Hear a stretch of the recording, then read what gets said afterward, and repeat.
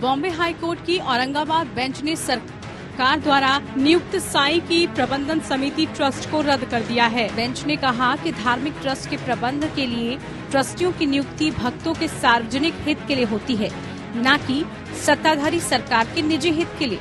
यानी कि सत्ताधारी पार्टी को ट्रस्ट में पार्टी के कार्यकर्ताओं या राजनेताओं को निजी स्वार्थ के लिए सदस्य नहीं बनाना चाहिए। कोर्ट ने कहा कि ट्रस्टियों में राजनेताओं के करीबी सहयोगी वाले सदस्य हैं। Justice R.D. धानुका और जस्टिस S.G. मेहरे की खंडपीठ ने माना कि विधायक आशुतोष काले की अध्यक्षता वाली कमेटी को 2021 में पिछली महाविकास अघाड़ी की अगुवाई वाली सरकार द्वारा अवैध रूप से नियुक्त किया गया।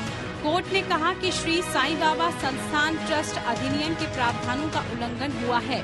वर्तमान कमेटी को भंग करने का निर्देश देते हुए हाई कोर्ट ने राज्य को 8 सप्ताह के भीतर नई नियुक्तियां करने का आदेश दिया था। इसके अलावा निर्देश दिया गया कि ट्रस्ट के मामलों का प्रबंधन करने के लिए प्रधान जिला न्यायाधीश अहमदनगर, कलेक्टर अहमदनगर और संस्थान के CEO की अंतरिम एडहॉक कमेटी शामिल है।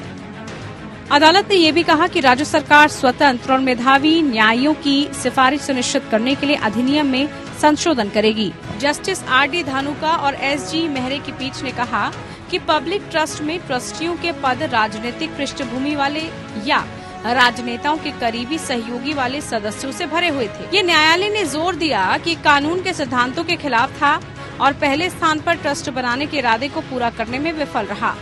बेंच ने कहा, ऐसे लोक न्यास में न्यायियों की नियुक्ति को श्री साईं बाबा के बड़े भक्तों की भलाई के लिए और उनके हित के लिए उक्त अधिनियम के तहत इस तरह के ट्रस्ट बनाने के उद्देश्य और इरादे को ध्यान में रखते हुए जनहित की कसौटी पर खरा उतरना है।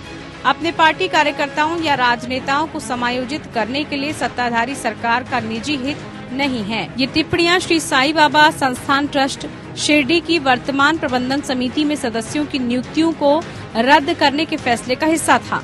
पीठ ने कहा कि अदालत द्वारा स्वीकृत योजना के तहत राज्य सरकार द्वारा इस तरह का ट्रस्ट बनाने का पूरा उद्देश्य और मंशा सत्ता में पार्टी के राजनीतिक लाभ के लिए विफल रही। यह निर्णय जनहित याचिकाओं के एक समूह में आया, जिसमें राज्य सरकार द्वारा समिति में न्यासी के रूप में 12 सदस्यों की नियुक्ति की अधिसूचना को चुनौती दी गई थी। Bureau report.